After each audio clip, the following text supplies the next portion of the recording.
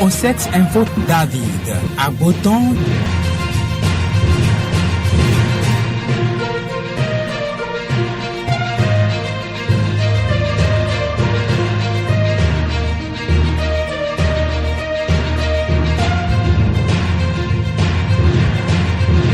Mesdames, mesdemoiselles et messieurs, c'est la grande édition du journal parlé sur votre radio, la 105.3 FM. Voici les titres de cette édition.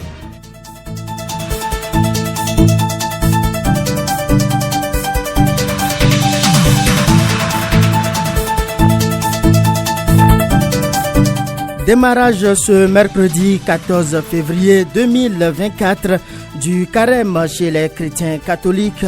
Le mercredi des cendres débute le carême, une période de 40 jours qui se termine par la passion et la résurrection célébrée à Pâques. Contrairement aux chrétiens catholiques, les chérubins et séraphins du Bénin débutent le carême à partir du 20 février 2024. La cérémonie préparatoire a lieu ce dimanche 18 février 2024.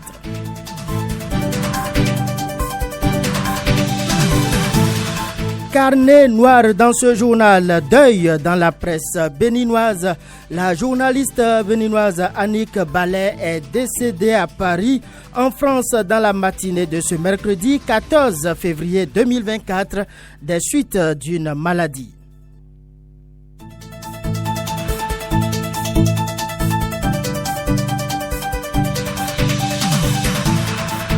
Eh bien, c'est le 14 février aujourd'hui. L'amour est sur toutes les lèvres. La Saint-Valentin est célébrée ce 14 février. Qu'en pensent les citoyens? Irène Dochi a promené son micro dans les rues de Cotonou. À suivre tout à l'heure les impressions des uns et des autres. Vous suivrez également dans cette édition les informations africaines. Charbel Guédou mise en onde. Mise en ligne de cette édition, Gilbert Poton, David Agboton, présentation. Merci de nous rester fidèles. OCCFM, radio évangélique et spirituelle et chrétienne. Écoutez OCCFM en tout lieu et à tout moment. Un communiqué vient de nous parvenir qui provient de Ossex. Début du carême des chérubins séraphins du Bénin le mardi 20 février 2024. L'ordre sacré éternel des chérubins et séraphins Monsignon, province du Bénin, passe par la voie des ondes de Ossex FM pour inviter les fidèles à la cérémonie préparatoire de recouvrement de puissance pour affronter les moments de privation et de prière que constitue le carême. Ce à partir du dimanche 18 février 2024 à 9h. Je le disais en titre, le monde des médias est une fois encore en deuil. Annick Ballet, journaliste de l'Office de radio et télévision du Bénin ORTB, est décédée ce mercredi 14 février 2024 en France des suites d'une maladie. Elle était depuis plusieurs mois en France, probablement pour des raisons de santé. Annick Ballet a été rédactrice en chef à l'Office de radio et télévision du Bénin, d'où elle démissionne en 2010 et revient plus tard en 2016 comme chef programme. De 2012 à 2015, elle a été directrice de Maïcha TV du groupe Africable Télévision, une chaîne panafricaine basée au Mali. Elle est l'actuelle chargée de mission du directeur général de l'ORTB. Son décès laisse un vide dans le cœur de ses collègues et de nombreux admirateurs qui reconnaissent son impact significatif sur le journalisme local. Hier, 13 février 2024, c'était la célébration de la Journée mondiale de la radio. La 8e édition a été célébrée à Djougou. Plusieurs personnalités ont répondu présent. Quelques-unes parmi ces personnalités ont livré leurs impressions au micro de notre confrère Abdel Hakim Hassan de Radio Allo. C'est tout simplement beau. Je dirais que la FECAB ne fait que son petit bonhomme de chemin, puisque c'est la 8e édition. Alors, ces fêtes, généralement, se sont déroulées dans une bonne ambiance. Ça a toujours connu de succès. Et Djougou n'a pas dérobé à la règle. Donc, nous sommes arrivés depuis hier. Nous ne sommes pas déçus. Donc, l'ambiance qui caractérise nos communautés, nous les avons retrouvées avec le spectacle que nous avons eu hier à la place de l'Indépendance. C'était vraiment beau. Alors aujourd'hui, Nous sommes également dans l'ambiance avec tous ces discours qui passent et les groupes folkloriques qui passent également. Disons simplement que la fête est belle. Au nom de la population de Djougou, je voudrais dire que vous nous avez fait honneur d'amener cette grande retrouvaille ici. Quand le bien est là, il faut apprécier. Nous avons apprécié, les populations de la commune de Djougou apprécient à sa juste valeur cet honneur que la grande et prestigieuse famille des radios nous fait. En dehors de ça, je voudrais dire que vraiment nous sommes très très très ravis. Nous sommes même éblouis et nous sommes très contents de ce qu'on est en train de constater, de voir. C'est vraiment en tout lieu une grande fête et je crois que après l'effort, le confort, c'est à juste titre que les gens positivent les actions. Nous, population, nous sommes fiers des prestations de notre radio, des éléments de notre radio. C'est des impressions de satisfaction et de fierté d'appartenir à cette famille-là. L'organisation a été parfaite. Merci aux autorités de Djougou, aux responsables de la radio Solidarité FM de Djougou qui a su mettre les petits plats dans les grands pour que nous puissions vivre cet événement que la FERCAB a choisi comme son emblème depuis 2011 que la journée du 13 février a été décrétée comme journée internationale de la radio. La FERCAB n'a jamais raté la célébration de cette fête et cette année nous sommes à Djougou et c'est une fierté qui m'anime.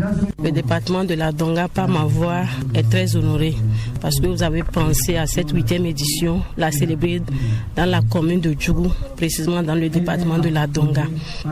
Sur les affiches, j'ai vu du 12 au 13 et c'est le jour officiel du lancement. Mais bien avant ça, depuis 48 heures, il y avait déjà des manifestations dans la ville. Je ne peux que vous dire merci d'avoir pensé et que cette fois-ci, c'est Djougou qui a été choisi.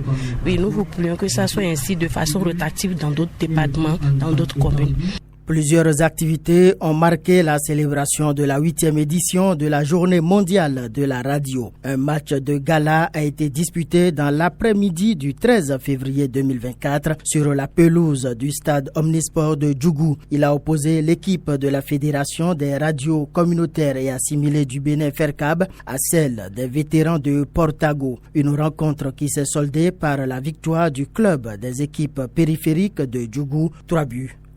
La journée mondiale de la radio est une journée reconnue par l'Organisation des Nations Unies pour l'éducation, la science et la culture UNESCO. Il s'agit d'une occasion importante pour célébrer et commémorer les nombreuses vertus du média et sa puissance continue. Les populations, quant à elles, aiment-elles écouter la radio? Irène Doche leur a posé la question le mardi 13 février 2024. Voici l'impression qu'elles ont de la radio.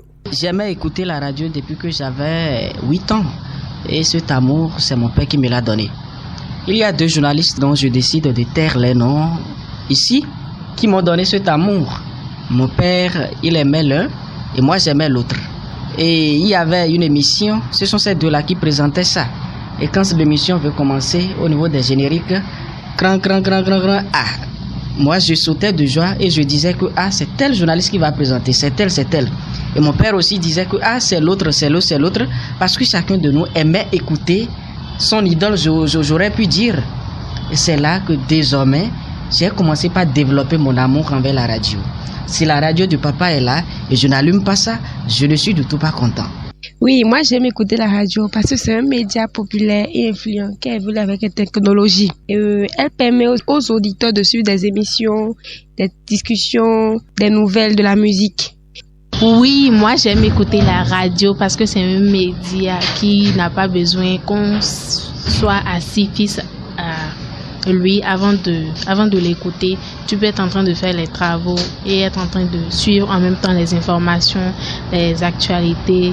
On peut te jouer des chansons, des émissions d'animation et tout. On peut participer aussi avec des appels, des trucs du genre. C'est vraiment agréable. Tu peux te déplacer avec n'importe où tu es. Tu peux capter la chaîne que tu souhaites et écouter juste avec ton écouteur. Bon, le tout est déjà réglé et puis tu seras au parfum de tout ce qui se passe. En plus, c'est très économique. Moi, j'aime écouter principalement la radio parce que c'est un média qui me permet d'être en tout cas en train de faire beaucoup de choses et également de l'écouter. Et ce que j'aime à la radio, c'est le JP, les émissions. Tu peux être en train d'écouter la radio et être connecté en même temps sur ton téléphone. Tu travailles, tu peux même faire la cuisine tout en écoutant la radio. Donc la radio pour moi, c'est la meilleure. À l'instant, les impressions de quelques citoyens à l'occasion de la JMR, Journée mondiale de la radio. Au CCFM 105.3, le canal d'enseignement. La communauté chrétienne du monde entier démarre aujourd'hui, mercredi 14 février, le temps de carême, une période prévue par les Saintes Écritures. Pendant 40 jours, l'Église invite les fidèles au jeûne, à l'aumône et à la prière.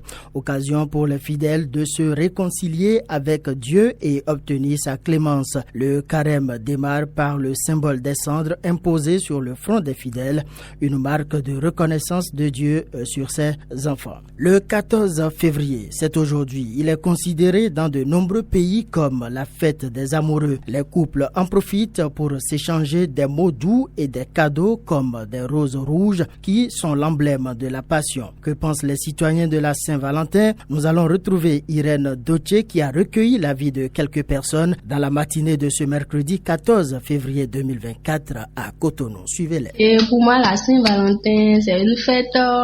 c'est une fête de l'amour, mais c'est pas seulement la fête, c'est pas fête des amoureux en fait, c'est la fête de l'amour, amour du prochain, amour entre mère et fille, famille, frères et sœurs, c'est tout ça.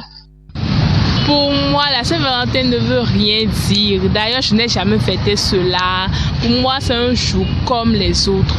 Quand on parle de la Saint-Valentin, ce n'est pas forcément l'amour qui existe entre deux êtres de sexe opposé. C'est-à-dire, ce n'est pas l'amour en griffe qu'on se dit je t'aime, mais aussi si j'aime mon papa, aujourd'hui c'est sa fête et que je peux lui offrir quelque chose. Si j'aime ma maman, donc je peux lui offrir quelque chose en guise de la fête de l'amour. Depuis quelques années déjà, depuis près de 5 ans déjà, moi je ne fête plus la Saint-Valentin parce que pour moi, pour témoigner son amour à cette personne-là qui va rester à côté de soi, qui va partager des moments de peine et de joie avec toi, il faudrait que cette personne soit habilitée vraiment à occuper cette place.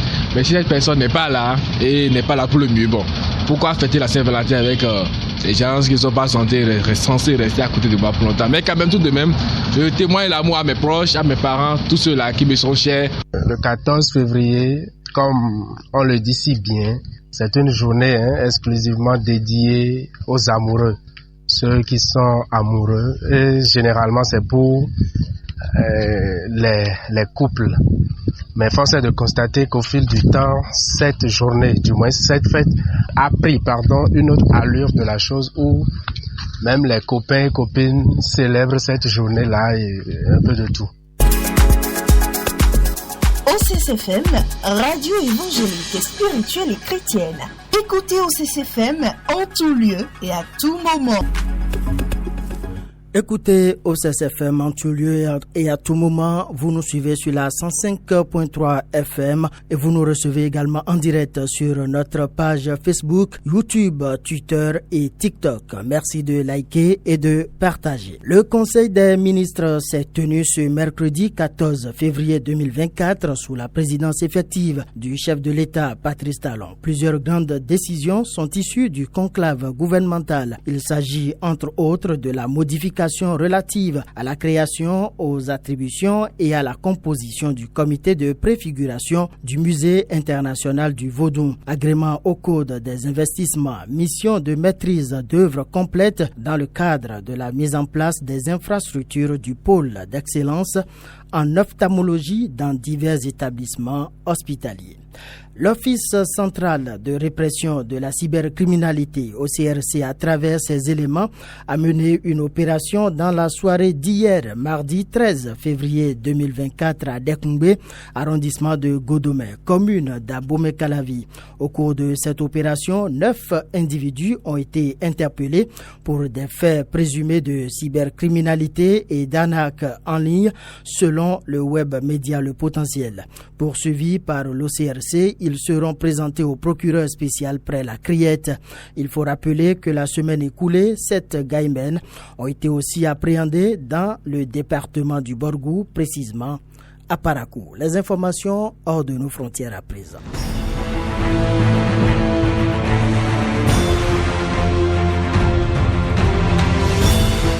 Au Sénégal, la marche contre le report de la présidentielle prévue pour le mardi 13 février 2024 a été repoussée suite à son interdiction. Le collectif Art sous nous élections appelle désormais à l'organisation d'une nouvelle marche silencieuse à Dakar et sur toute l'étendue du territoire national le samedi 17 février 2024 à partir de 11h du matin. Par ailleurs, au sein des campus, la mobilisation des professeurs se poursuit. Les 8 universités du pays sont en grève depuis le 12 février et jusqu'au 13 février au soir suite à la mort d'un étudiant à Saint-Louis. Et puis les parlementaires de la CEDEAO invitent les différentes parties au dialogue national et promettent accompagner le processus électoral en cours. Cela fait suite à une émission diplomatique du Parlement de la CEDEAO sur la situation politique préélectorale depuis dimanche dernier. Plusieurs résolutions et des recommandations ont été faites à Dakar les 12 et 13 février 2024. Et puis, nous allons revenir sur ce communiqué de l'ordre éternel sacré des chérubins et séraphins du Bénin. Début du carême des chérubins et séraphins du Bénin le mardi 20 février 2024. L'ordre sacré éternel des chérubins et séraphins Mossillon, province du Bénin, passe par la voie des ondes de Ossex FM pour inviter les fidèles à la cérémonie préparatoire de recouvrement de puissance pour affronter les moments de privation et de prière que constitue le carême le dimanche 18 février 2024 à partir de 9h.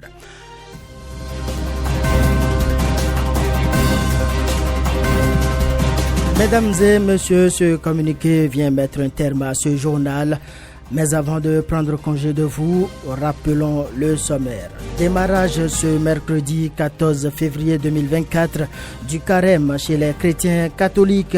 Le mercredi des cendres débute le carême, une période de 40 jours qui se termine par la passion et la résurrection célébrée à Pâques. Contrairement aux chrétiens catholiques, les chérubins et séraphins du Bénin débutent le carême à partir du 20 février 2024. La cérémonie préparatoire a lieu ce dimanche 18 février 2024. Carnet noir dans ce journal. Deuil dans la presse béninoise. La journaliste béninoise Annick Ballet est décédée à Paris en France dans la matinée de ce mercredi 14 février 2024 des suites d'une maladie. Et puis c'est le 14 février aujourd'hui. L'amour est sur toutes les lèvres.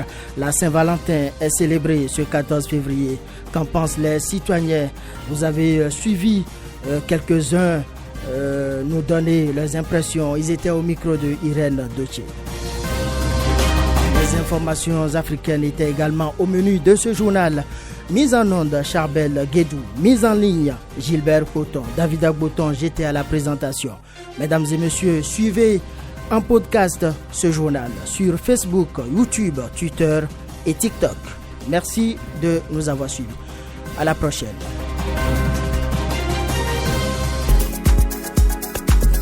OCSFM, radio évangélique et spirituelle et chrétienne. Écoutez OCSFM en tout lieu et à tout moment.